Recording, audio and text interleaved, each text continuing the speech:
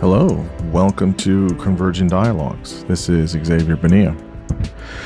Okay, somehow, somewhere, I have turned the mic on 450 times. This is the 450th episode, which is pretty wild. I am feeling the 500th approaching, which is pretty awesome. I started the first week of November in 2020, and so I've been doing this for half a decade, 5 years. It's wild to think about that. It's wild to also think about how fast it's gone. Obviously, I've put out, some episodes, I put out 2 a week for a good while there. I've scaled it back a little bit just because I'm busy in my day job, so 1 a week. But I do try to keep it at least 1 a week, pretty consistent. So I greatly enjoy doing this. It's a great outlet for me in many ways. It's such an honor and privilege to talk to every single guest. It's been wonderful. Some wonderful people, really brilliant. And I really just feel, passionate about the podcast to be informative, to be educational, to be hopefully inspiring in some ways. There's a lot of nonsense out there in the world. There's a lot of noise. We all feel it. And I hope that when you land to this podcast, you can know what I'm about, what I'm, going to do, what I'm not going to do. Definitely not perfect. Not every interview maybe is my 100% best. I try. I put a lot of work into it, but I really do try to talk about or discuss topics that are interesting to me, but interesting to other people. And hopefully, if you've tagged along for a good while, maybe you're not going to be interested in this topic or another topic, but hopefully if you want to talk about branding, I guess, my brand of the podcast is, but I'm going to make it interesting. I'm going to find the interesting things about this and to learn about it. So hopefully everyone that does listen regularly keeps sticking with it. Greatly appreciate all the subscribers, the followers, people that contributed, people that have sent a message, or whatever, just encouraging or being really, really gracious. That is part of the reason why I keep doing this. And so I really do appreciate everyone giving me all the encouragement and just saying wonderful things. And so, for now, I'm going to keep it this way. I want it to be available to everybody. And the best thing for me, if you want to do anything, if you want to give any way, is to just tell lots of people. I find myself less and less online these days. And so, but everyone that listens and subscribes, share wildly, break through the algorithms, share on YouTube, share on Twitter X, share on Instagram, share on, Threads, Blue Sky, wherever you're at, share, repost, retweet, whatever it is, tell your friends. That always is very, very helpful. So I'm going to keep at it, and I really, really do enjoy it. I am very happy to bring on the podcast the guests that I have. I have the wonderful privilege of talking with Cynthia Paces. Cynthia is a historian and professor of history at the College of New Jersey. Her main interests are in East Central Europe, and she uses an interdisciplinary approach to history where she incorporates art, architecture, film, gender, religion, medicine into teaching and her research. And she is the author of the book Prague, the Heart of Europe. As I mentioned in the conversation, I've been fascinated by Prague for a long time, and I've wanted to learn more about it. It's a fascinating place, and so her book was out, and I can't think of anybody better to talk about Prague with. We talk about how Prague is the heart of Europe. We talk about cultural diversity. We talk about the origins of Prague, and we kind of go through history. Of course, we it's a long history. There's 1,300 years of history for Prague, but we kind of stay with big figures. So Charles IV, Rudolph II, Maria Theresa, and others, and how they developed Prague into this modern cosmopolitan city that we know it to be, today, that kind of sits in Central Europe, Central-ish East Europe, kind of right there on that line. So we go through history and talking about the major figures that were helpful in making Prague what it is. Of course, we talk about Prague throughout the 20th century. Obviously, it was right in the mix with World War One and World War II and communism, and then it was Prague was a part of Czechoslovakia for a while, and then finally part of what it is today, the Czech Republic, since 1993.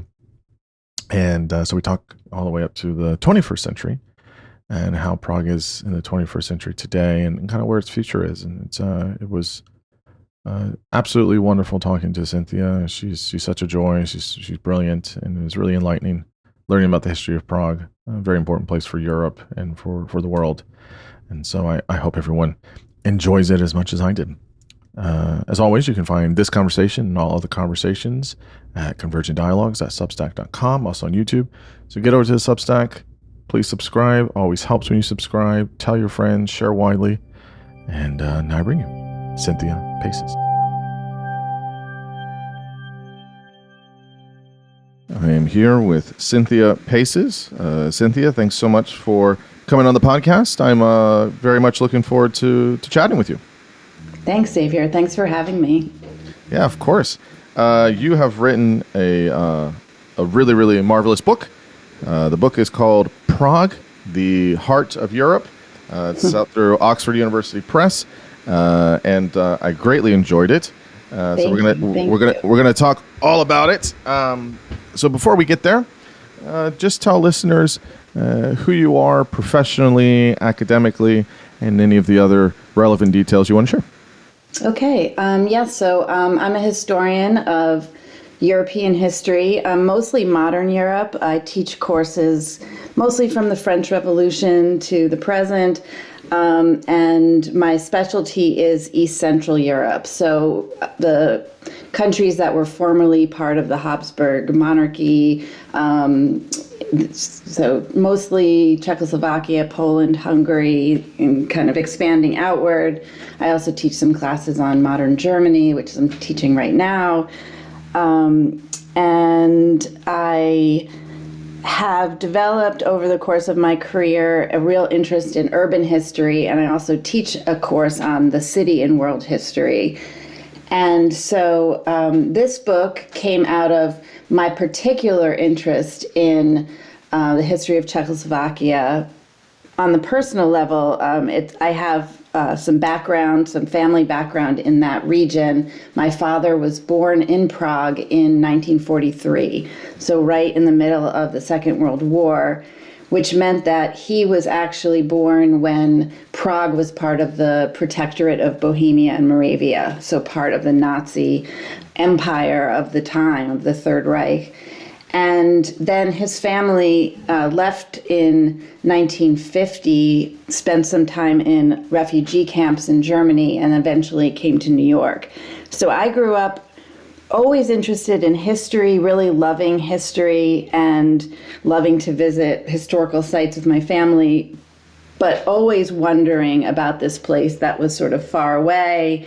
My grandparents also came to the U.S. They spoke mostly Czech. They learned English when they were here as older people, and we didn't speak Czech growing up, so we were always kind of fascinated with this other world. And so when I went to graduate school, it was at the height of the end of the Cold War in the 1990s, during the wars in Yugoslavia, people trying to understand nationalism, the split of Czechoslovakia. And so my personal interest in history and history of the city kind of converged with my own kind of family background, and I started to work on the history of Prague. So my first book is more academically oriented and looks at issues having to do with religion and collective memory. But this book is really meant for a broad audience, like really anyone who likes to read history, who wants to visit the city or wants to sort of armchair visit the city. So this was a real challenge to write, because I had to go back to really early history and bring it all the way up to the present day. So it was a big task to do that, but thank you for saying that it is working. Yeah, it certainly is. And it's nice to hear kind of the personal note of things. I mean, of course, people can write about various periods of history, or they can write about certain places, but there's always going to be something a little bit different when you have some connection to it there. So that's nice to hear. So we'll talk about many of the things. Of course, people will know that you can't cover all of the history, right? As you said that you teach many classes. So our conversation today will not be exhaustive. So people should buy your wonderful book. Thank you. Okay, so you kind of start out by talking about Prague as a city of contradictions: central, peripheral, cosmopolitan, provincial, progressive, and intolerant.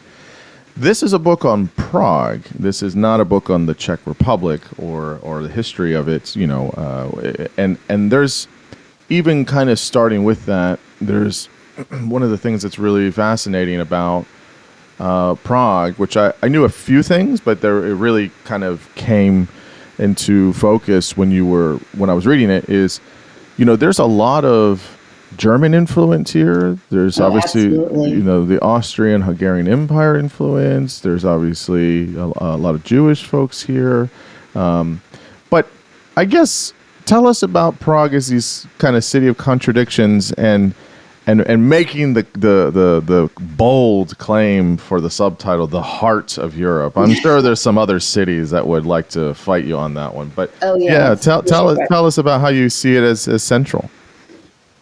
So that is a nickname that sort of Prague has embraced for a long time. The city has many, many nicknames: the Golden City, the City of 100 Spires, Magic Prague, Golden Prague. And I was encouraged to sort of have a catchy second title. And of the kind of monikers that are associated with Prague, that's the one that I felt captured something that I wanted to say about the city, which is that it has long been a crossroads in Europe. So in the Middle Ages, we have some travelogues that go back to the 10th century, talking about all of the people that this Spanish merchant, trader, or diplomat, it's really hard to know exactly what he was, but he wrote a lot about his journeys in Europe, and he talks about this city of Prague as this hub of many cultures and trade. So the north-south axis of trade routes in Europe, going from Venice all the way up to Scandinavia, and then that west-east road that would go all the way from Spain into Russia, really does cross very near to Prague. So it is not the geographical midpoint per se, but it is a place where those two trade routes did converge. And it is also a place that has been, for many, many centuries, a kind of blend even between the Germanic world and the Slavic world. So Czech is a Slavic language.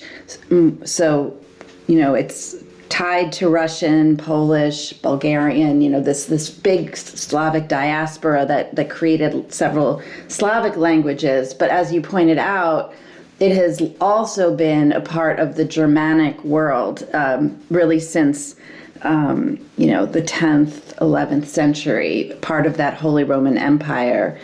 And so one of the things about Prague is that the idea of it being the Czech capital and thinking of it in the way that we think of a capital today, but also the nationality of Czech today, did not really exist until maybe the 19th century. And you could argue really into the 20th century when Czechoslovakia becomes a state. And even then, when Czechoslovakia becomes a state, it's still a country that has a third German speakers, a quarter are Slovak, and about 50% or so are Czech. And then you have people who are Polish and Jewish and Hungarian. So in terms of that kind of idea of it being the heart of Europe, it's a place where a lot of different people have gathered. There have been a lot of different influences. And it can't be read backwards as just the Czech capital, if that makes sense. Yeah, I think that's the interesting thing is much like a lot of places. One of the things I've tried to emphasize a bit is that people, yes, we see lines on a map, right? And we see capital cities, the star and, whatever that says this is the capital of this country. But even, and this isn't even like in time historically, past, like up until, a few decades ago, these places aren't how we see them today, right? Even when you think about something like, modern Germany, is not that old. Right. It's really not, post Prussia, the whole thing, 18, whatever it is, I forget, the 1871, whatever it was, the unification, and it's like, oh, wow, that's wild. Right. When you think about a lot of places like that. But I guess the interesting thing is that this is sort of, I'm going to merge these two things together here, is the kind of moniker heart of Europe. I guess the one question is it Central Europe? And I'm asking that not to say like, oh, is it West or is it Eastern Europe and all the things that come with that. But it really does kind of sit at a crossroads, like you were saying, north, south, east, west, at least east, west on the more northern part of it. But is it really kind of, when you think about Central Europe, it's probably, some parts of Germany, part maybe Vienna, Prague, Krakow, and it's like those are central and important, I guess, in terms of today, when people think probably of major cities in Europe, they're probably going to think Paris, they're going to think London, they're going to think Madrid, they're going to think, maybe Berlin, Amsterdam, but all those are very West in some sense, right? And except Berlin. Except Berlin. But when you see these things, like, is there something just a bit on the geography, but also a little bit of the cultural history that is very very central Europe? Is that kind of doing two things there at once? Prague is very much in the center of the mix of things. The 20th century author Milan Kundera, who was a Czechoslovak writer, former communist who then rejected the party and the party rejected him, became somewhat outspoken in the 1960s for sort of the end of censorship, eventually spent much of his life actually in Paris and started to even write in French. But in the 1980s, he wrote a famous essay calling for the world really to recognize Central Europe as a unique geographical region. And one could probably say the sort of Austro-Hungarian Empire, and you mentioned Krakow, Vienna, Prague. We could add Budapest to that. And he gives a variety of reasons why he sees, even though several of those countries, not all, certainly not Hungary or Austria for that matter, are Slavic, but he sees certain aspects of their history, their culture, as being more alike than they are with the Slavic East. And obviously he's trying to dissociate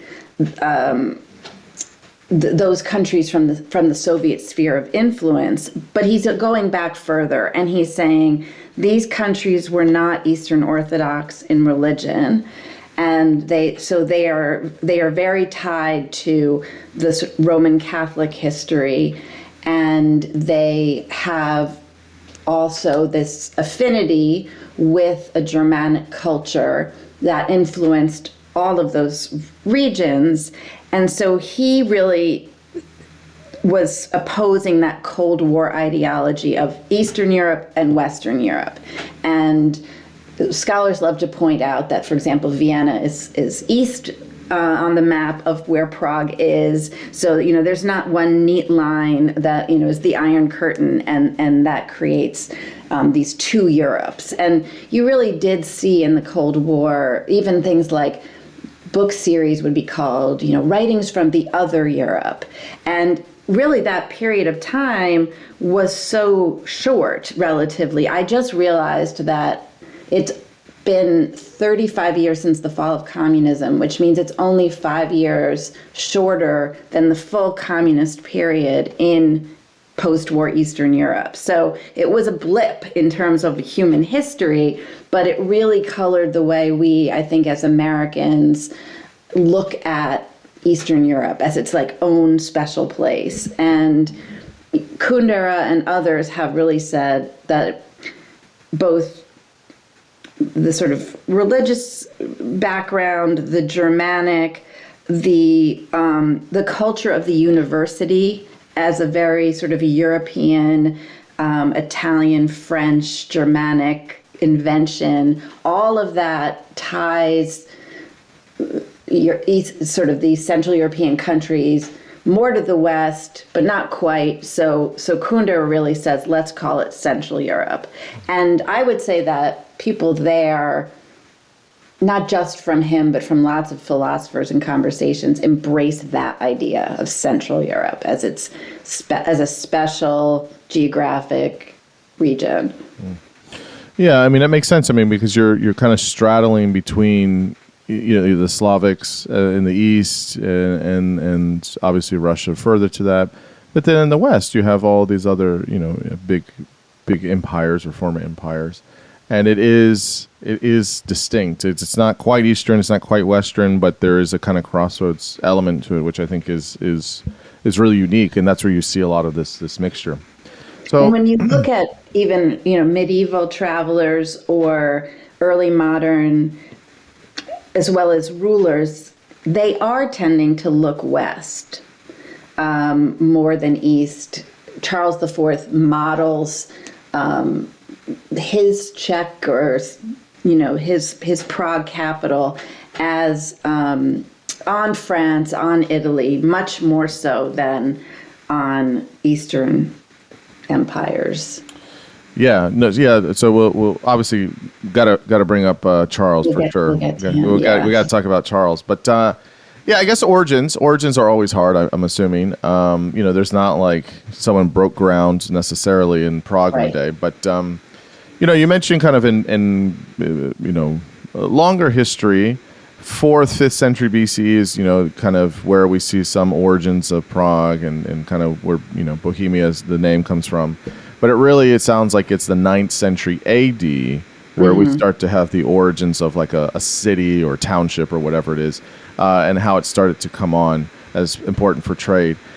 You can tell us about that, but I guess the interesting thing about it is, 9th century, so it's 800s AD, is not that old. I mean, I know it sounds old, but when you think about like the rest of some of these other cities that have been, Rome or Istanbul or, these cities have been around for, 2,000, 3,000, very long history, BCE going backwards. 9th century is kind of early. I mean, that's not that long ago in one sense. I mean, obviously in another sense, it's, what is that? 1,200 years ago, 1,300 years ago. But yeah, tell us about how, there's some origins going on 5th century BC, but then it's really in the 9th century. What was going on there and how trade kind of became a critical factor in the early beginnings of, the 9th through the 11th century of Prague as an established place. Right. Yeah, so we do have archaeological evidence that, as you were mentioning, 4th, 5th century BCE, you have Celtic settlements there, and the name Bohemia comes from the Boii tribe that lived there, and they also gave their name to Bavaria and Bologna. That was one of the fun facts I discovered while I was writing. But yeah, it's really the post-Slavic migration from the east to the west, where different Slavic groups settle in various regions of Eastern and Central Europe.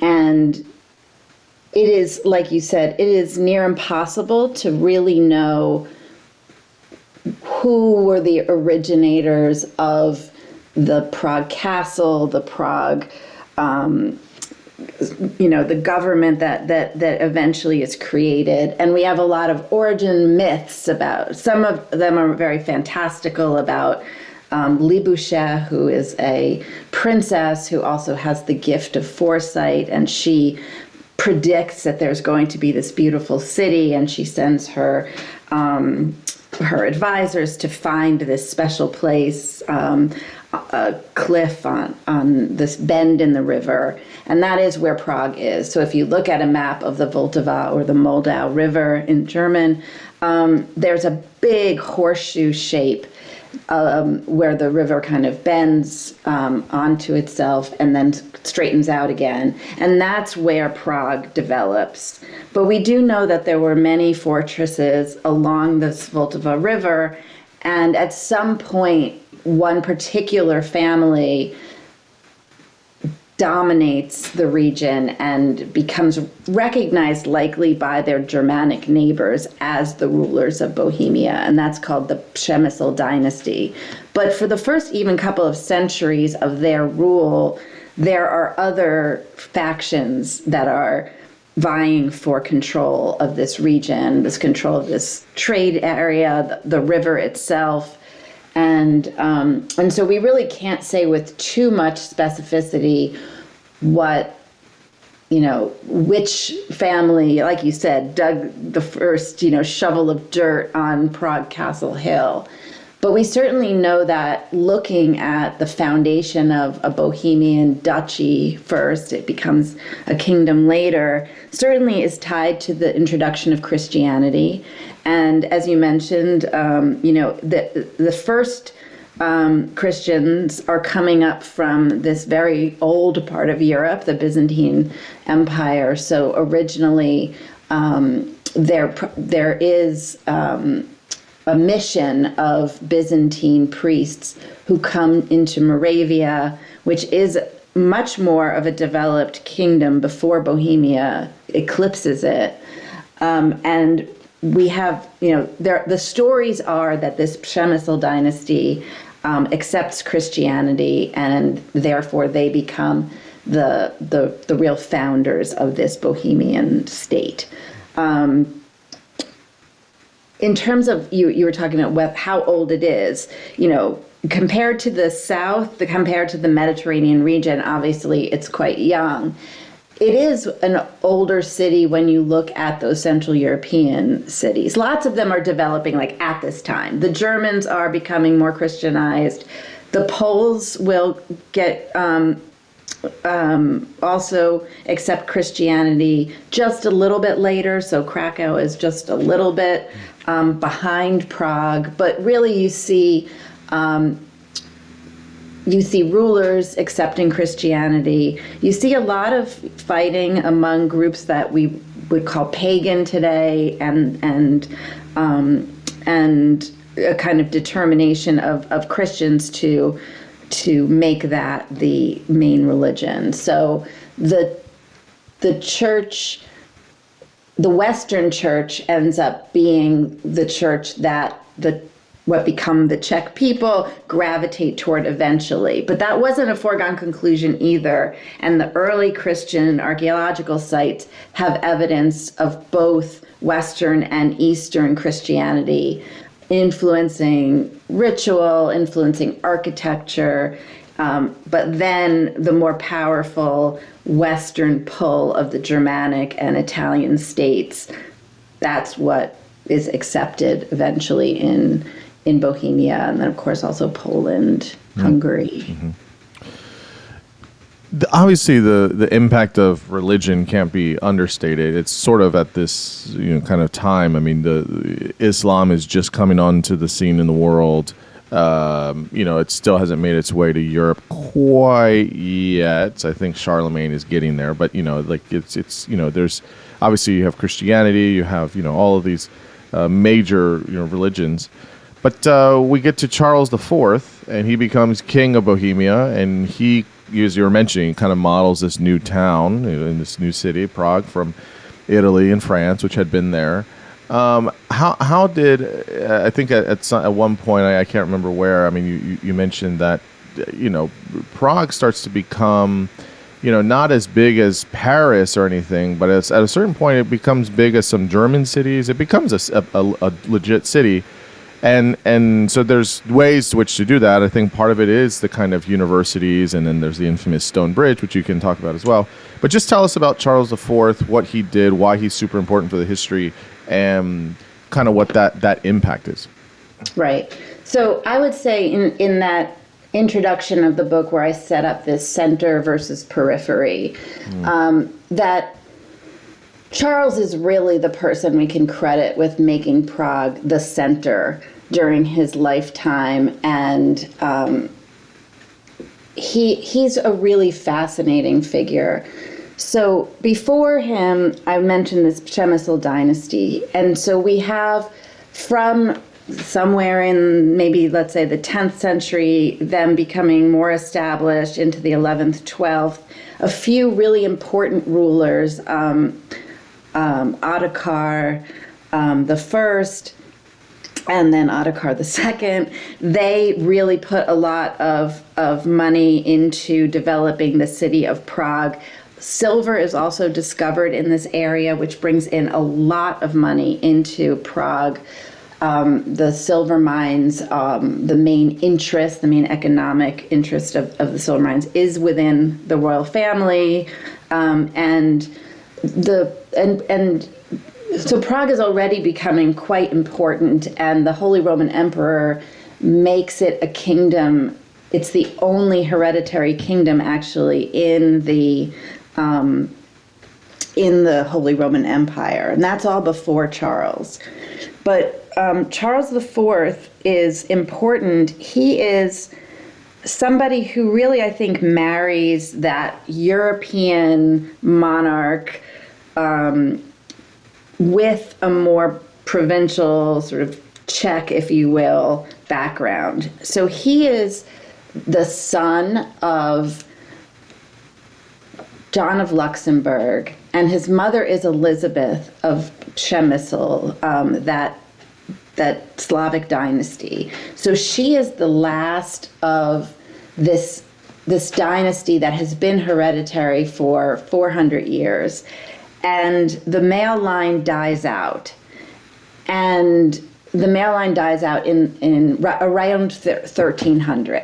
And there's all sorts of kind of political maneuvering about who is going to be the next king with nobody, available from the male line of that family. And so the Czech estates are very important, the noblemen, and they have a lot of influence, and they decide that they will invite John of Luxembourg to be the king of Bohemia. He is the son of the Holy Roman Emperor, who's also from Luxembourg. And they bring John of Luxembourg and have him marry in Germany, Elizabeth of this Przemysl family. So basically they bring in a foreign king to marry the princess, since there is no male heir. So they are the parents of Charles IV. They have a couple of daughters, they finally have a son, and his name is actually Wenceslas, who is the patron saint of the area. He will later take the name Charles as his reign name. And what I think makes him so fascinating for that time period is that John has him educated in Paris. So the Luxembourg, family of rulers is very tied to France. It's all the way on the west. And the noble estates in Bohemia sort of thought this was going to be a good thing for, Prague, the sort of eastern end of the Holy Roman Empire, to kind of get some real allies in the West. So you have this person who really knows nothing about this Slavic region, and from all accounts really detests Prague. He feels like it's such a backwater. He has spent lots of time in France. He's fought many battles in Italy. And for a while, he goes back and forth. He travels a lot. He has a lot of battles. And the nobles are like really sick of him. They're like, they call him the foreign king. And then he pulls his son away from Prague, and he's pretty absent from Prague.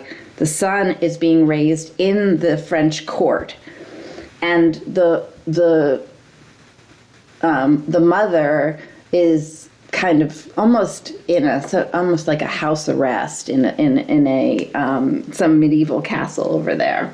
So Charles grows up, and he is already he must have been brilliant, because he is very taken by studying, by theology. He learns Latin. He reads a lot of philosophical texts. He attends lectures at the Sorbonne. He becomes very good friends with a priest within the court who eventually will become the Pope. And by the time he comes back to take the throne after his father dies, he is really a very cosmopolitan figure. So he comes back, and he is determined not only to be elected Holy Roman Empire, which is a first of a non-Germanic person to be elected Holy Roman Emperor in a very controversial way, but that's a whole other story. But also determined that he is going to make Prague a city like Paris. And he is the person who founds the university there. And it's the first university in the region north of the Alps. It predates any German university. And that is the moment. In addition, he, through his relationship with Clement, who is the Pope by this time, he gets Prague to be named an archbishopric, as not just a bishopric, which would have been underneath one of the Germanic archbishoprics. It's its own now. So now Charles has the crown, he has a university, and he has the highest level of church office, all in that capital city. And that's really what makes Prague the beginning of what it really is to this day.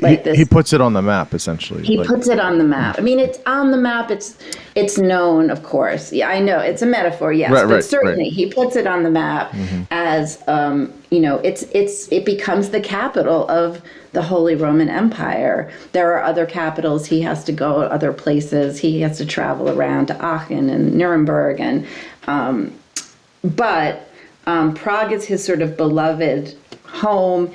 When he goes back to Prague, he later writes an autobiography, which is also pretty remarkable. I'm sure he had help, but he was very educated.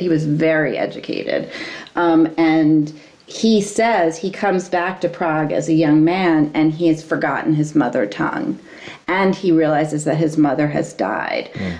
So he talks about this in his memoir as this moment where he almost has a crisis of identity, of like, who am I? But he learns Czech again. He knows French, he knows German, he knows Latin, some Italian. But he talks about this in his memoir or his autobiography as his mother tongue.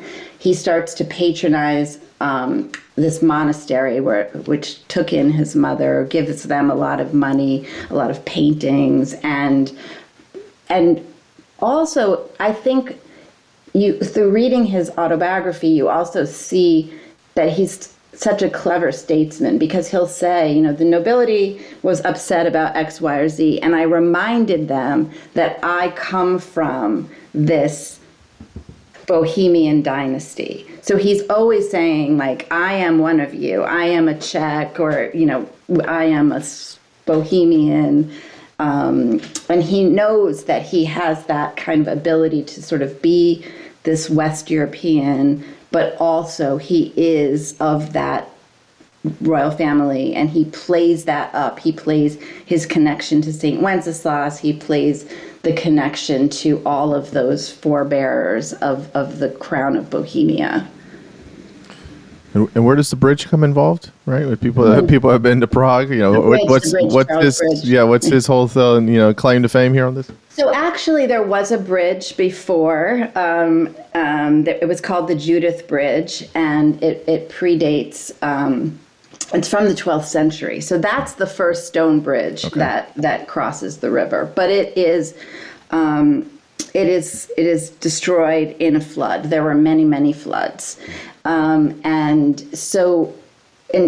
then Prague, from what different chronicles say, was kind of in disrepair by the time that John takes the throne. And they basically are using either wooden bridges or ferries to get across. And so Charles is determined that he's going to rebuild the bridge. Judith was an earlier queen that the bridge was named after. And for most of the time, that bridge was actually called the Stone Bridge or the Prague Bridge. And it's not until 1848 or so, and maybe even a little later than that nationalists name it Charles Bridge. And but he's determined that he's going to do.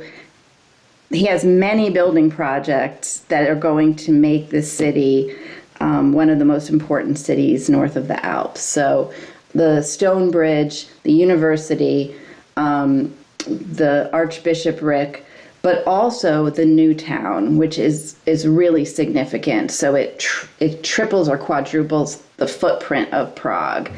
And so within that new town, there are a lot of opportunities for that burger class to develop. And you get a lot of, those small artisans and traders, businessmen.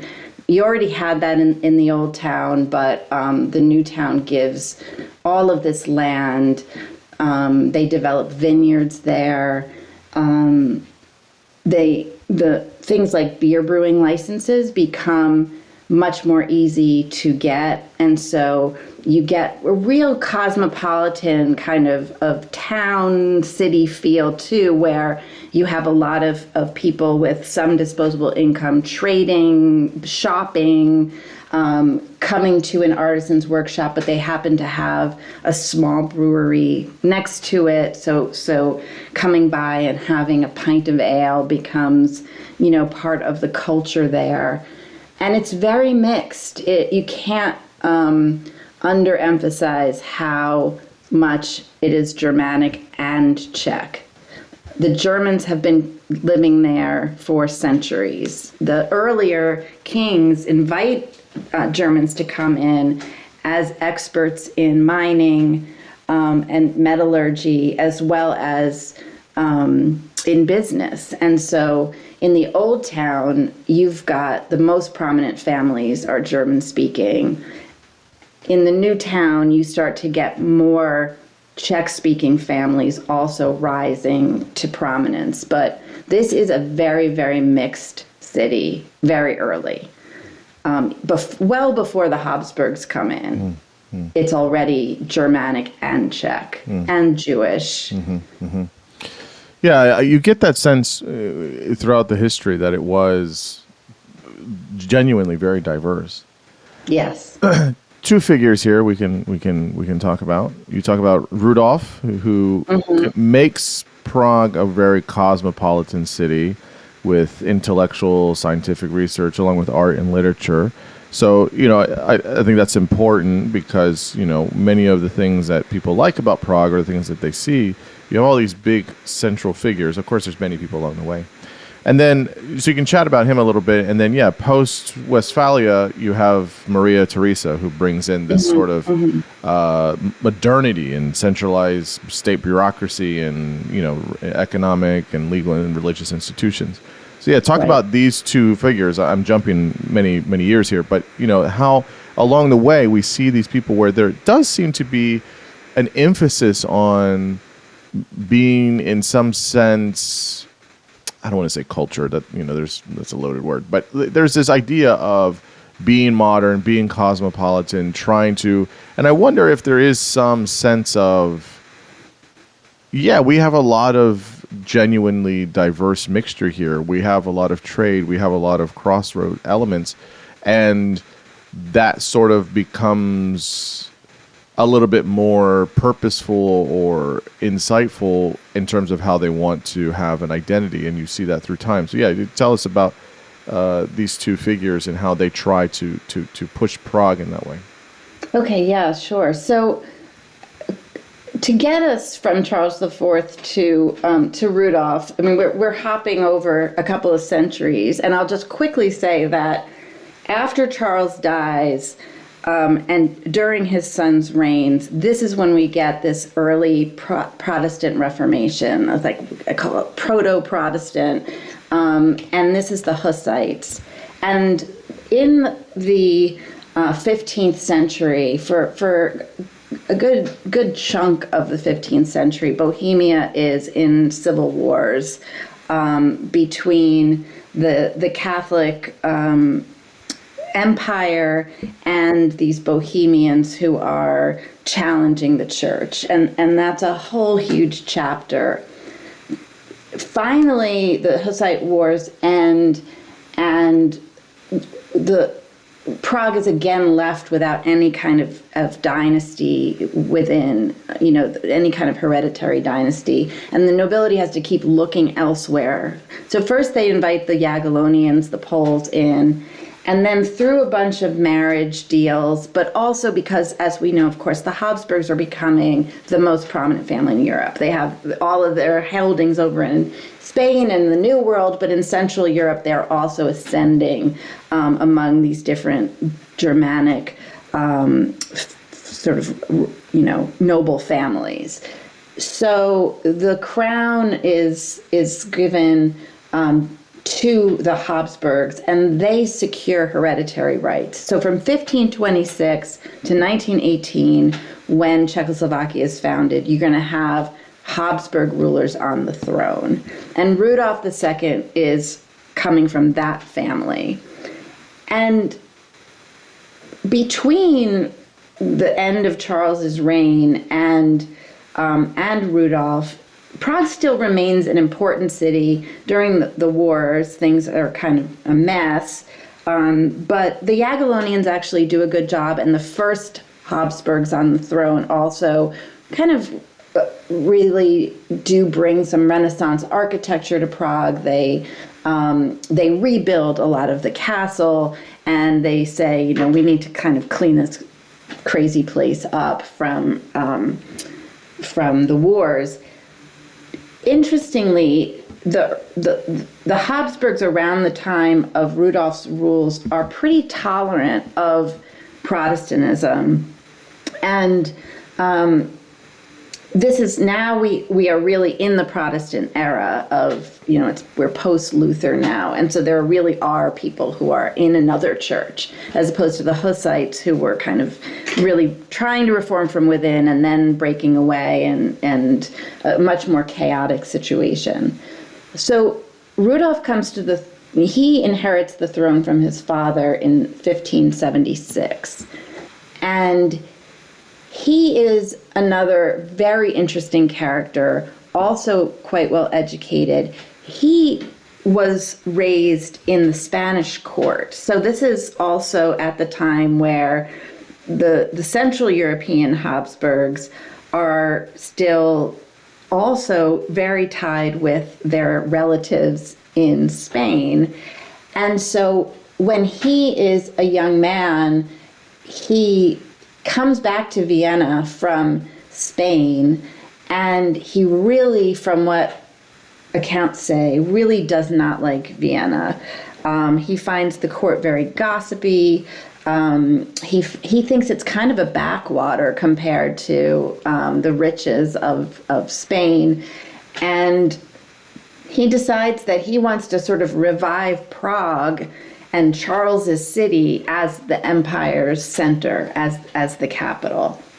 So there's lots of stories about why he does this. Another thing that can't be discounted is that he's at war with the Turks for much of his reign, and they are much closer to Vienna than they are to Prague. Prague, you have to get over the sort of foothills of the Alps, these kind of Shumava mountains, and so they're a little more protected. That certainly must have been another reason why he wanted to locate there. And it's a long process. It's like 7 years it takes to kind of basically move his capital. But 1583 is the date that people say he makes Prague the official capital of his reign. And like Charles, he brings people from all over Europe, scholars, scientists, artists, and he really, again, wants to revive Prague as a center of learning, a center of scholarship. And I think there's a lot of misinformation about Rudolph and his reign. If you read popular histories, everything is always like the magic circle of Rudolph II, and this kind of idea that like he was searching for the elixir of life and for gold. I think the truth is that he really was a Renaissance man in terms of being very, very interested in the natural world, wanting to collect, and that becomes, a Renaissance sort of hobby of people's, and then into the Enlightenment, that idea of recording everything that exists in the natural world and really trying to understand what it's made out of, what its properties are. So that's why he's bringing in everyone from, astronomers like Tycho Brahe and Johannes Kepler to people that are, called alchemists, but they really are scientists of a variety of backgrounds. We might call them early chemists, early physicists, and making Prague again a center of learning and culture. He also brings Mannerist art, so you see some similarities to things you'd see in the Prado today, in terms of some of the artists that he is favoring, but also he's interested in the artists of the Northern Renaissance. So he collects Durer's work. Some of the Dutch printmakers are working there, book publishing. So he's in our current, in our modern speak, he probably did have some mental illness, some depression, perhaps bipolar disorder. It's hard to say. So that part of his personality gets a lot of attention, like the depressive Rudolph. I just was reading something that said, oh, because he was so, depressive, he brought the capital to Prague to like hide away, and this was like in a regular history book, and I don't think that captures who he was. Maybe he had some reasons, like I think he really didn't like a lot of the people in Vienna, but he certainly was not going to Prague just to hide away. He was wanting to create that idea of that scholarly center again. What do you think it is about, again, we hear these histories of all these major cities, but did a lot of these folks feel they could compete with Venice and Paris and Rome and Madrid? And like, did they, to be in all fairness, I mean, it is hard when something's established and there's, ancient history and all this stuff.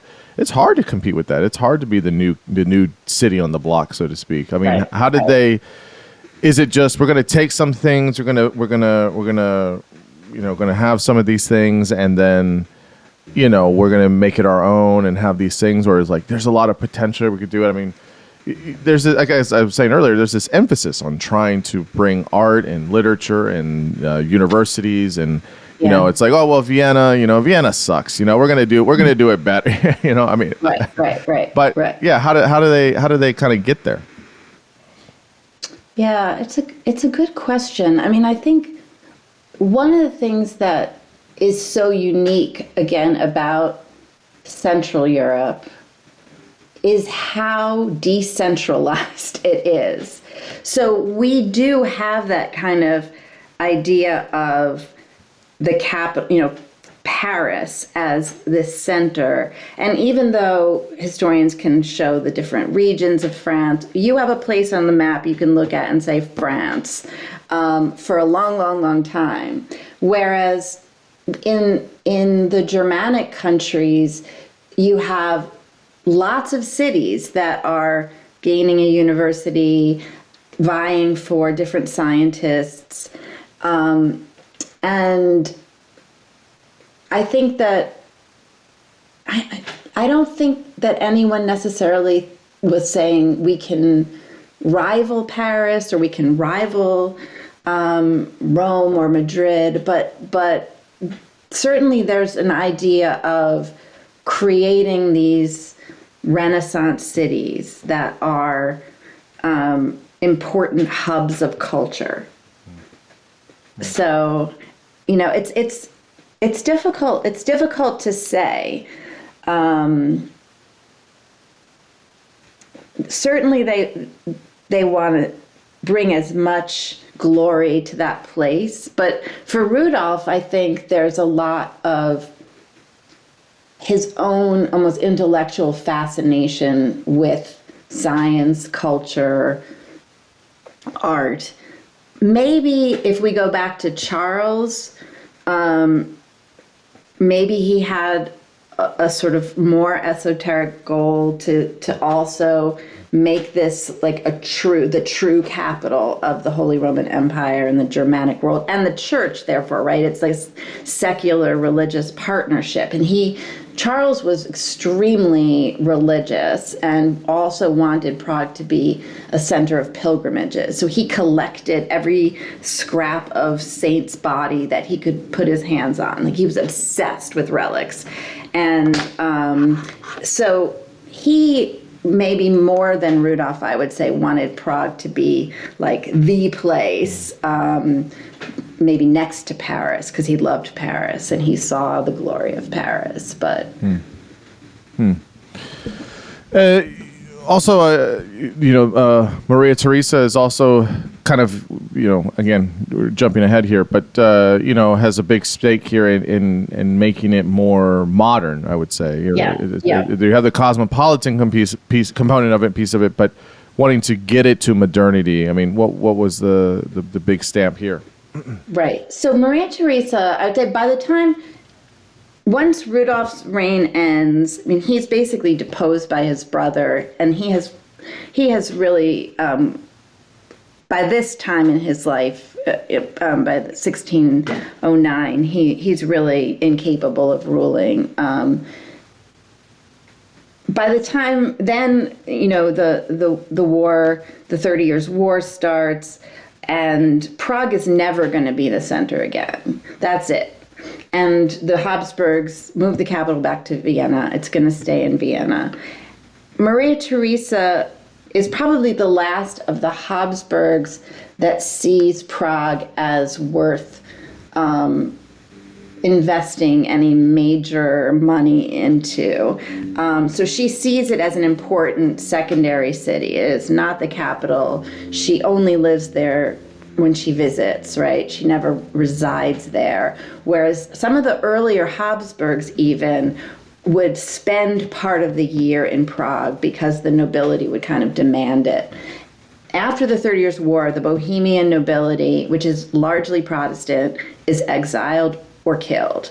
So now you don't have this powerful Bohemian estate that is saying, we want you here, and putting pressure on the monarch. So now, without a native aristocracy, the Habsburgs have a lot more power than any of the monarchs before. But Maria Theresa does want to invest in Prague. Prague has also become, again, a center of learning under the Jesuits. So the university is thriving again. And what she does is she modernizes the the castle itself. And the Habsburgs are great centralizers. So like this famous Central European bureaucracy that like you can go to Eastern Europe, you can go to Czechoslovakia, Czech Republic, and be wading through paperwork. That's all of this Habsburg legacy. They were centralizers, and they were like almost the inventors of bureaucracy. They had bureaus for everything. And she is an enlightened despot, and she is continuing the tradition, though, of her Habsburg forebears, that we're going to have a centralized system from Vienna with regional bureaus that report to the bureaus in Vienna. And so she really makes Prague Castle into kind of an 18th century office building. And so, people look at the hill, the beautiful panorama of Prague with the cathedral at the top, and almost see the cathedral as the castle. The castle itself, if you go there, is really these sort of 18th century, fairly plain, almost utilitarian low buildings with windows all around, and their offices, they're still government offices. The president's office is at Prague Castle.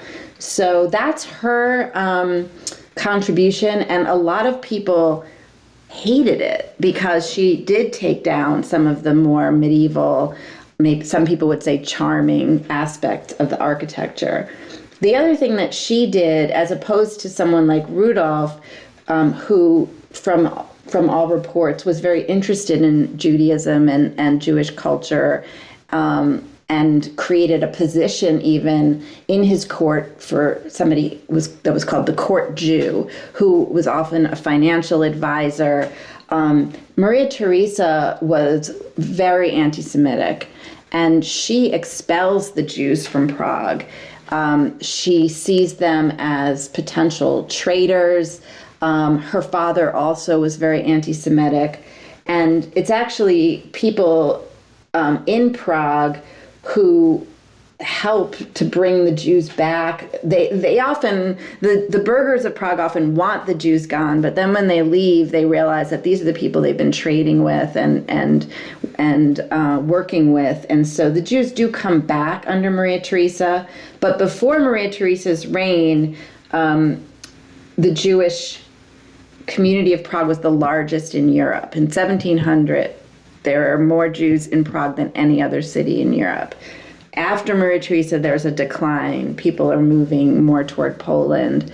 So she's she's a very mixed, she has a very mixed legacy. She brings education to younger children, including girls. That's one of her Enlightenment passions.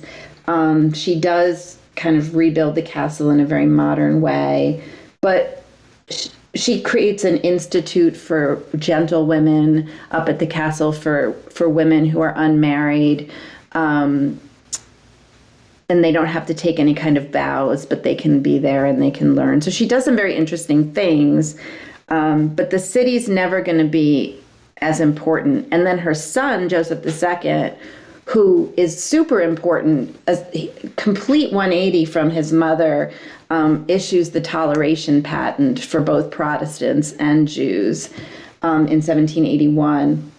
And so Jews are emancipated under Joseph, but he hates Prague as a place, and he refuses to get coronated there. So the Habsburg monarchs had lots of titles. So Maria Theresa would have a coronation as the Queen of Hungary, a coronation as, actually she's considered the female king of Bohemia. And she has a big elaborate coronation in Prague. Joseph does not. He's like, I'm not going there. And the city becomes less important under him in the empire, and will never get to that level of importance that you saw under Rudolph. It's so interesting how things evolve over time, and you'll see certain things that stay the same, but certain things, there start to be these inflection points of, we're going to now emphasize this, or we're going to do it this way. And it's interesting how, I mean, obviously, I mean, there's things we haven't mentioned, right? So there's things such as, war. We didn't talk about the 30 Years' War. Obviously, that's a big thing. But then we get to the 19th century, right? And we get to the father of the nation. You help me out here. I'm going to butcher this name. Yes, Frantisek Palacky. There we go. There we go. Tell us about him and how we start to get the I guess really the Czech language of sorts from the Slavics. Right. There's you see all these cities rising, but still no independence from Austria at this point, the Austrian-Hungarian Empire. Yeah, tell us about why he's critical though as the father of the nation. Right. So the Habsburgs, and in this case, especially Joseph, one of the things that is very important to him is that everybody can use a language to communicate in. And for him, it's very obvious that that would be German. And so the empire, that's another one of these centralizing tools that all bureaus have to all the business has to be conducted in German. And, during his reign, like I said, I mean, Prague, you can't distinguish it from any other German city at the time. Like when Mozart comes to Prague, he's really coming to another German-speaking city. I mean, there are people there who speak Czech, but in culture, it's very Germanic. So the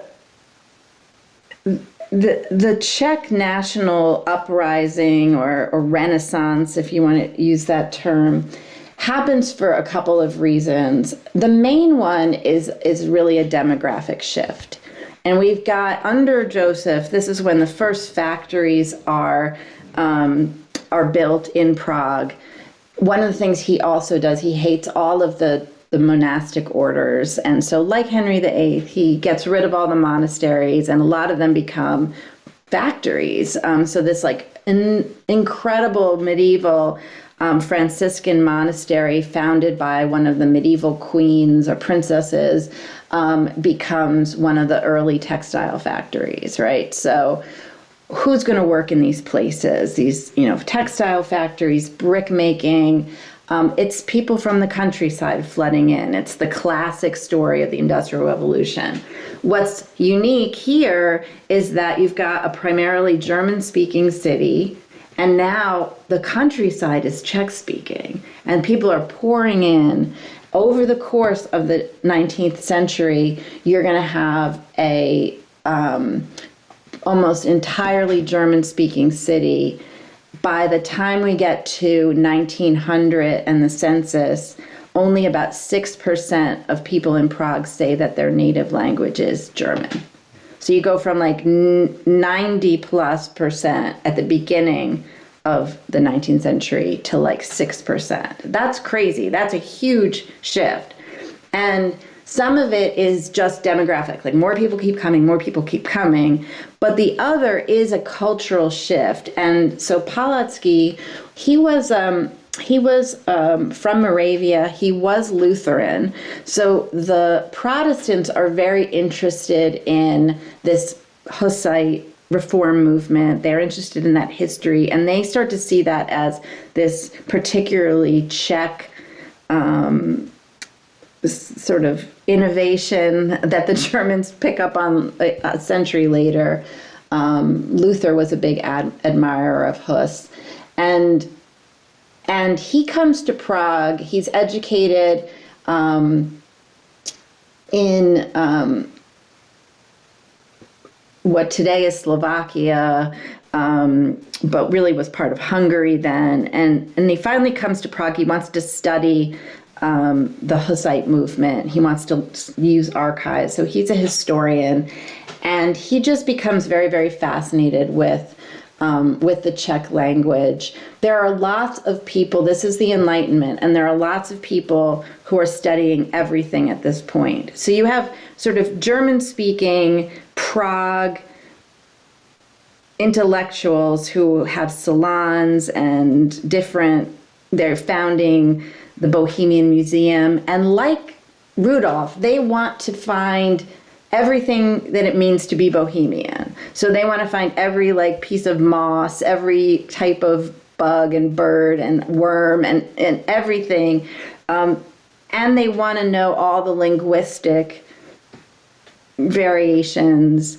So over the 19th century, you have workers coming in, but then you also have this kind of Enlightenment study of and categorization of everything from natural history to art history to linguistic history.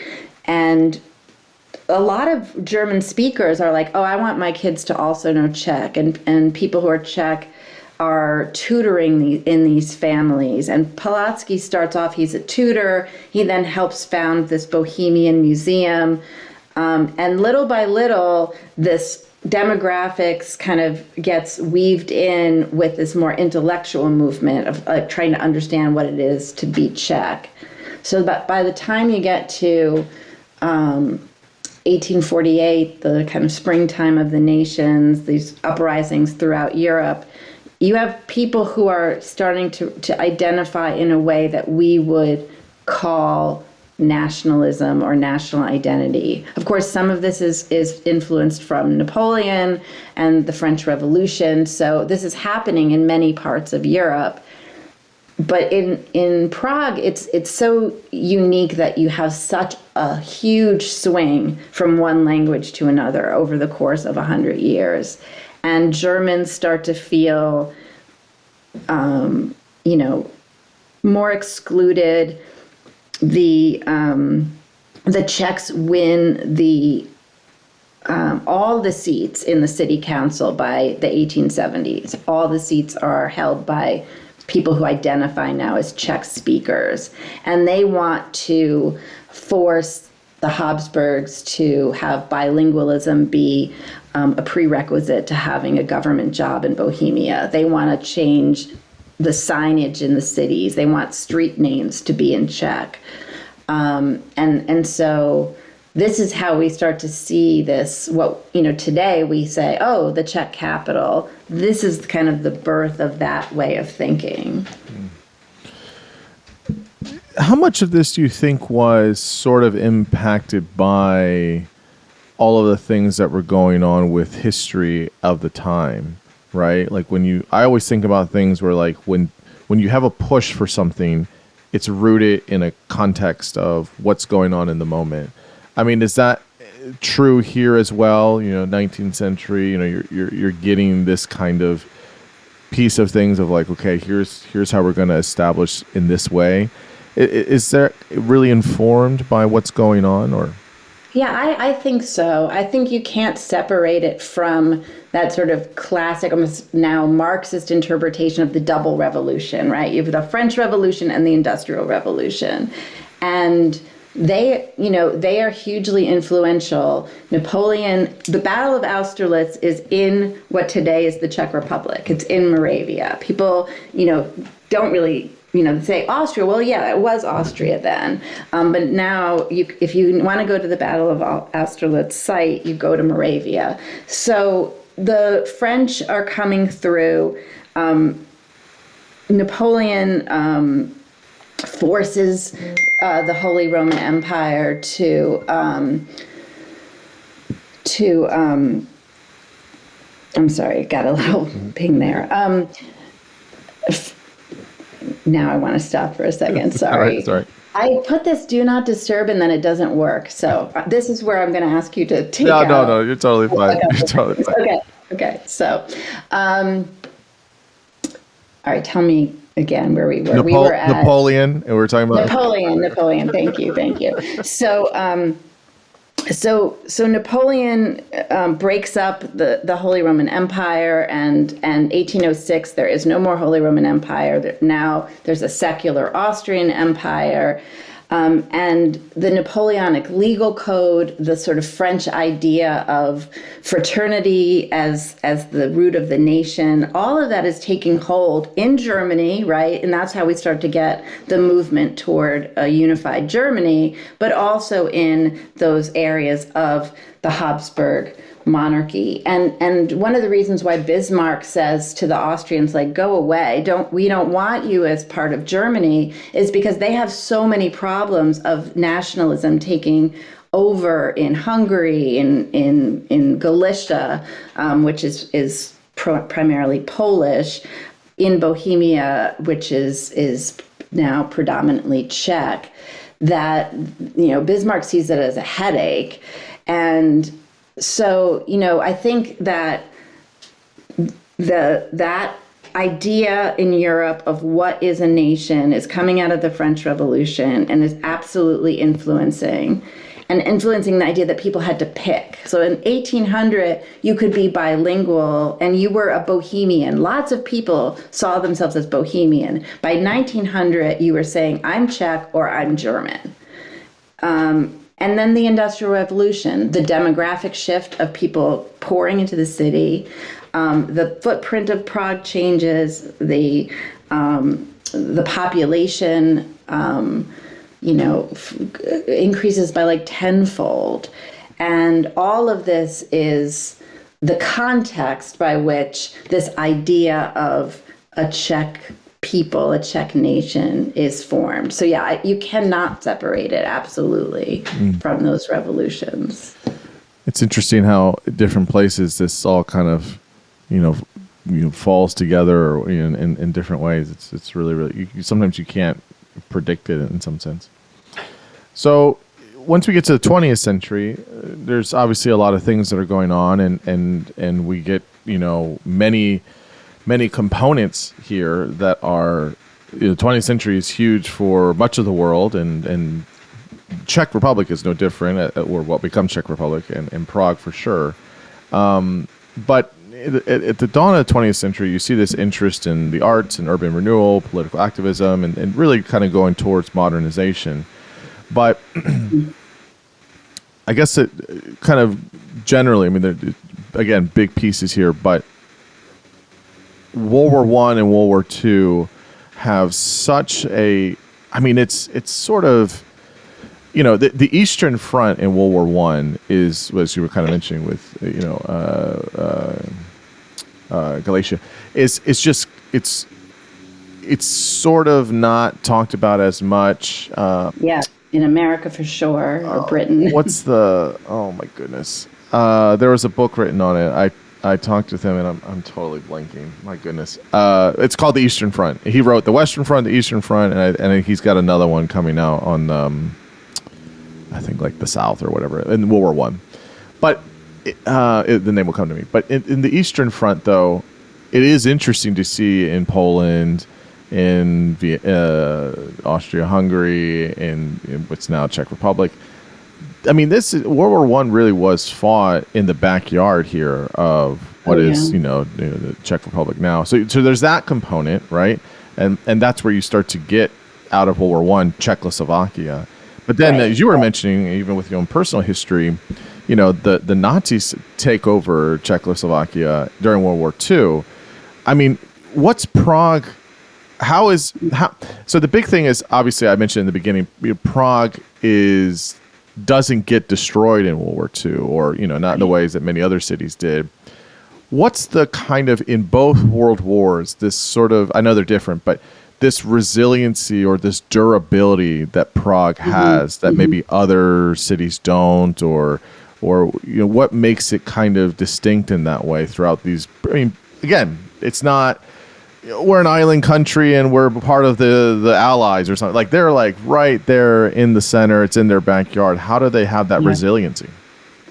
Yeah, I think you have to say that there was, I'm hesitating to use the word luck, because obviously they were in World War II occupied by the Nazis. But the fact that it happens before Britain and France are willing to go to war, right, means that there's an occupation in 1938 into 1939, the early part. So March 1939 is when Hitler comes in to Prague. And it's not until September that he invades Poland, and Britain and France are like, okay, enough is enough. We declare war. And Poland becomes the bloody battle sort of scene. And then, of course, it's also partitioned between Hitler and Stalin. And to back up just a little bit, when Czechoslovakia is formed in 1918, it's important to say that I don't think anybody was really planning this until Austria starts to completely implode during World War I. And Thomas Masaryk, who becomes the first president of Czechoslovakia, it's during the war where he's like, we're going to go our own way. And he convinces Woodrow Wilson that this is part of Wilson's ideas of national self-determination.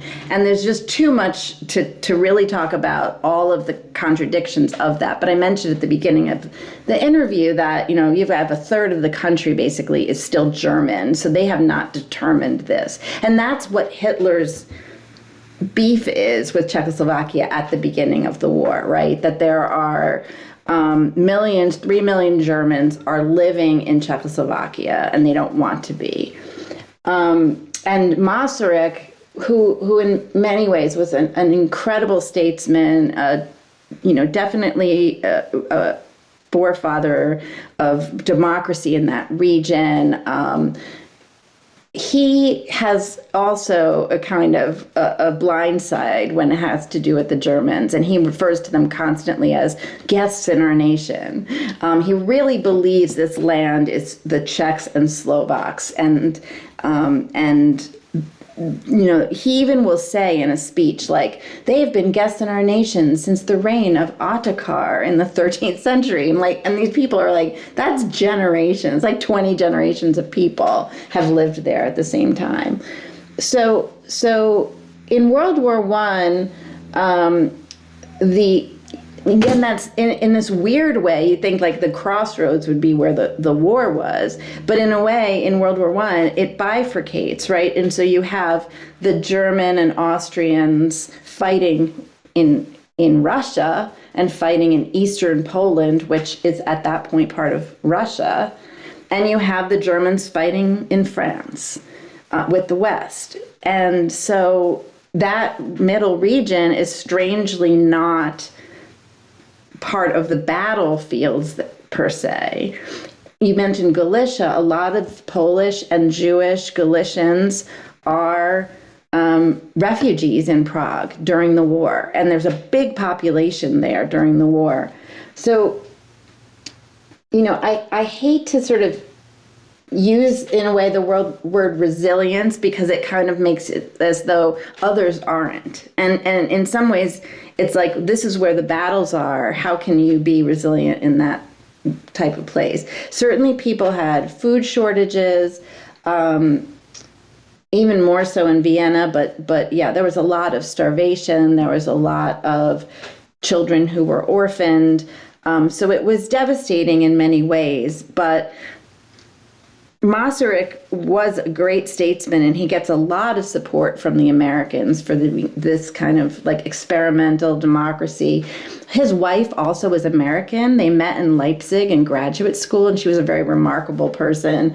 And so he speaks fluent English. His kids have studied in the U.S. So he has this great tie with the U.S. They send the Red Cross. They send a lot of American aid into Czechoslovakia. And Czechoslovakia also happens to be where the main industry of the Austro-Hungarian Empire was. And so when they get their borders, they end up having the 9th highest GDP in the world, this tiny little country. And Austria is like this farmland, right? They have Vienna and mountains and farms. And they're mad about it, but northern Bohemia is very industrialized. So Hitler definitely has his eye on some of that as well as kind of his irredentist ideas about Germans being together. And so the war, it's much more important for the Nazis to use Czechoslovak industry. There's a big transportation industry already there. They turn that into war industry, and they kind of basically allow non-Jewish Czechoslovaks to kind of keep their day jobs. And, a lot of the economy gets funneled into the German war machine, but except for there are certainly reprisals against resistance. There are some massacres of some Bohemian villages.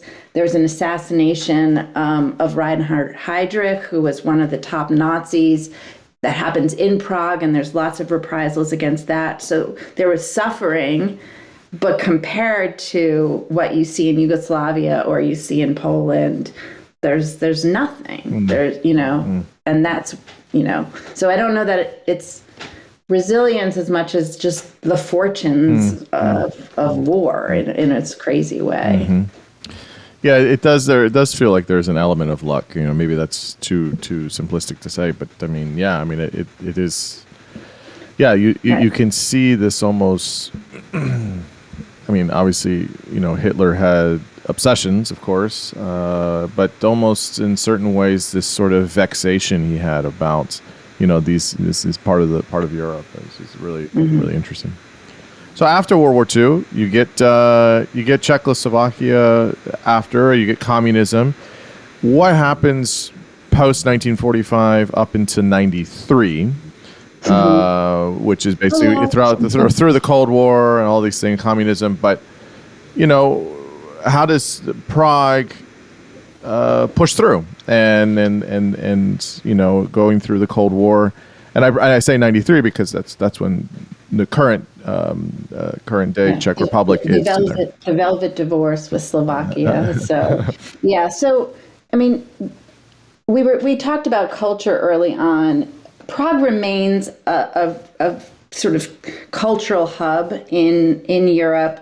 Of course, the turn of the century into the 20s, we have Franz Kafka and this Jewish German intellectual group.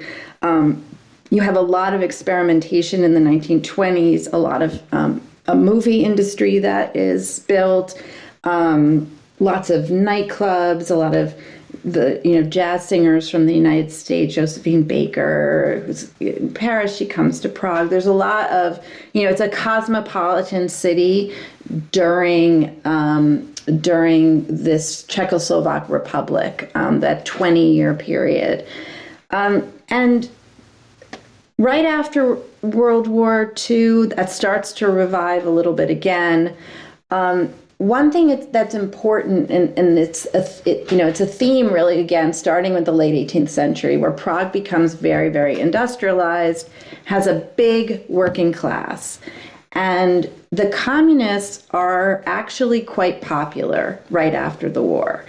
And it's fair to say that there was a coup because the Communist Party was able to maneuver different conflicts within the government to set themselves up to basically take over all the ministries. However, in 1946 in the elections, they won 38% of the vote, and they were able to form coalition governments in that interim period until 1948, when they basically pushed people out of this coalition. So the 1950s are a pretty dark time, and there was an early promise by Klement Gottwald, who's the first communist leader of Czechoslovakia, that small businesses aren't going to be touched, and we're just going to kind of reconstitute society. But that does not happen at all. And so then there's a big reprisal against small business people, Catholic priests, anyone who was sort of prominent in other political parties that had opposed the communists, either flee the country. There are some executions. There's some show trials. There's also this very anti-Catholic moment in time, but also anti-Semitic, where Jews within the Communist Party are purged. And there are some, horrible stories where they're accused of fraternizing with non-communists in the concentration camps. You have people who survived the camps, and then that is almost used against them to say, well, who did they have contact with there, right? People who had been like true blood communists who fought in the Spanish Civil War are now like, oh, who did they meet when they were over there, right? So you have this terrible time up until Stalin dies in March 1953. And in a crazy story, Gottwald flies to Moscow for Stalin's funeral, gets ill while he's there, comes back to Prague, and dies a couple of days later. So he dies within days of Stalin. And he's really a Stalinist. So by the time you get to the late 50s, this is after Khrushchev denounces Stalin and there is some opening, you start to get as early as the late 50s into the 1960s a kind of easing of censorship. Not totally, but more films are being made. This is when you get Milos Forman making films. You get Czechoslovakia wins the competition as like the best country pavilion at the Belgian World's Fair in 1958. And their whole display is about innovation in daily life and design. And they have this, all this really cool textiles and furniture that everyone can afford. And so there is this period leading to the Prague Spring when Dubček comes in January 1968 and is like, okay, we're going to really change what socialism means. And he has his Socialism with a Human Face, really cuts back on censorship that had been eased, but now it's like we're really changing things. And but then the Warsaw Pact and the Soviet Union feel that Dubček has gone too far, and they invade the country in 1968. They occupy Prague, these famous pictures of tanks on Wenceslas Square. The last time that had happened was when the Red Army had liberated Prague from the Nazis. So they went, they were heroes in 45, and now they're sort of enemies of these reformers. And the 70s and 80s are much more hard line again. Nothing ever to the extent you saw in the early 50s, but there's a campaign called normalization. There's an encouragement that families sort of go to their weekend homes, maybe, enjoy life. There are a lot of perks that, there are inexpensive theater tickets. There are government-sponsored vacations. This kind of idea of like, let's not, go too crazy with, there's a small dissident movement around Václav Havel, who will become the first non-communist president. But it's small, and it's the people who've been sort of purged from the arts and the universities after the Prague Spring. And then in 89, again, you asked the question of context, right? So we see reforms going on all over the Eastern Bloc. We have Gorbachev making changes, the Glasnost and Perestroika movement. You have his negotiations here with Reagan, with the nuclear arm race that both countries are wanting to sort of slow down, and then you have little by little you start to see changes in Poland, in Hungary, then East Germany, and finally in November 1989, the Velvet Revolution in Czechoslovakia, which again, the Czechs get like a lot of credit, like, yeah, they were so peaceful and it only took them 10 days. But of course, they're building on the momentum that's really been, since Gorbachev really comes to power in 85, and Reagan's second term, he really changes his strategy with the Soviet Union. So you've got this geopolitical, events that are going on as well. And then Havel becomes this first president. He'd been a playwright, sort of philosopher. He was in and out of jail in the 70s and 80s. And he's little known outside of the people who kind of are following Czechoslovakia, or he's kind of also known in like the theater world because he has some champions like in New York and London who are producing his plays.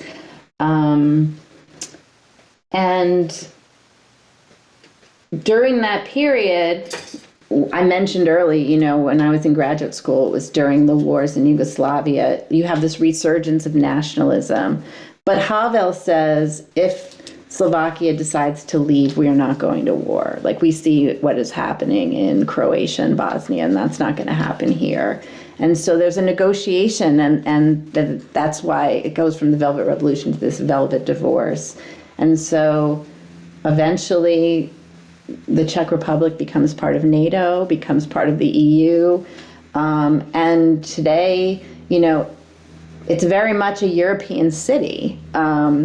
There's certainly, especially people who are like historians or like history, there are elements where you can find, the issues of the past that are still there, but it has really changed a lot in 35 years in terms of being like another one of the European capitals that's part of this whole.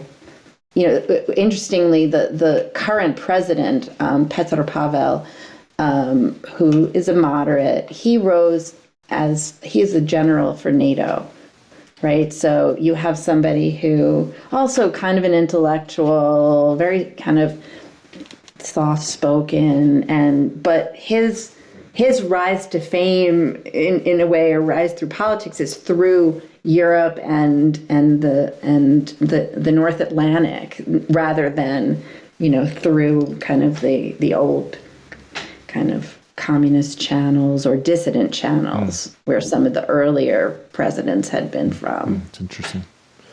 Yeah, so Prague today is still a modern city, still trying to modernize more. My understanding is it's trying to deal with globalization, it's trying to deal with American and Western influence of consumerism and all the rest. But where do you see kind of now, and where do you think, how do you think Prague kind of moves in the future? I mean, one way of saying this kind of more salient is, you're seeing a real big economic explosion in neighboring Poland at the moment, for a variety of reasons, I'm sure. But yeah, where does Prague, I guess, kind of, where do you see it or headed or going in the in the next 25 50 years? Where do you see it's kind of meandering to? Well, historians hate to predict, of course, so I'll just start with that. Of course. You're like, we're not political scientists. Stop! Don't ask me that.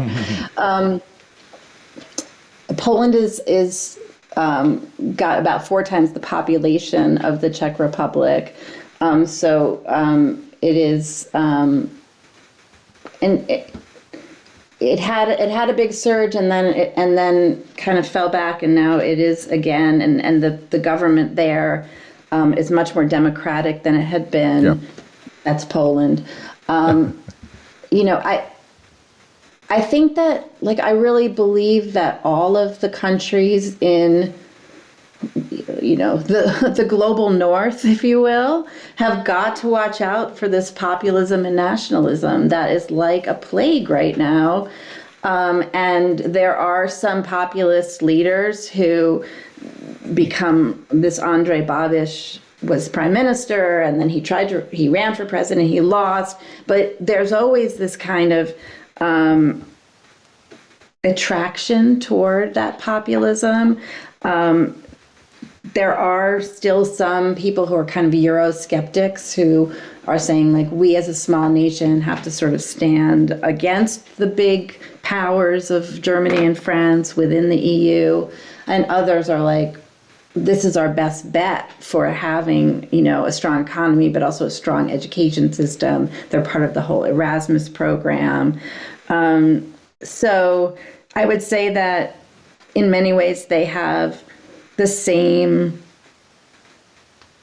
issues, problems that many states have right now. Is to what extent is globalization creating such a gap in social class that people are going to look to populism or nationalism as a way to deal with those issues. In terms of Prague itself, tourism is the number one industry. And so if they did not have that, I don't know what, it's hard to imagine their economy being as strong as it is. At the same time, it's very frustrating for people who live there who can't really afford, let's say, to live in the city center anymore. Or I took students there in June, and we had a guide in the Jewish quarter, which is right in the middle of Old Town. And she said, there used to be a hardware store here, like you used to be able to get a few groceries here. And now it's literally like, Louis Vuitton, and Starbucks and right, Fendi, lots of Starbucks, right. But even more like just the sort of main Prada, Louis Vuitton, this street, and it's really there for almost for show, for tourists, but you don't even see that many people in there because people also don't really go to Prague to go to Louis Vuitton. So it's hard to understand it really. So, I still think it's just a beautiful place. My students, I had them there for a few weeks, and they just loved it. They loved there's a free kind of feeling in the atmosphere that I think has been there for a long, long time, maybe with some moments of repression, but that kind of cultural experimentation. They had so much fun going to jazz clubs and, seeing these beautiful, incredible sights. There's a lot of incredible theater, both, everything from classical music to opera to ballet to rock, very progressive rock to jazz, blues, and then art galleries, some very experimental, cool art spaces, not directly in the center, that are like sponsoring young artists and doing really cool experimental stuff. And then your kind of classic branches of the National Gallery. So there's, it's still just a wonderful place to visit. And, you don't want it to be like, oh, it's so crowded, no one goes there anymore. Like, I want people to go. I want people to experience it, but respectfully, right? Like, these are people's homes. There has been sort of a crackdown on some of the really kitschy tourist culture. Like, there was a time where it was almost like a circus where kind of a Times Square feeling of people dressed up and wanting to be, pay them to be in a picture with them in a giant hat or something. And they've curbed that, and they've also kind of created some noise laws so that tourists don't, party until 3 a.m. and people who actually live there can't go to work.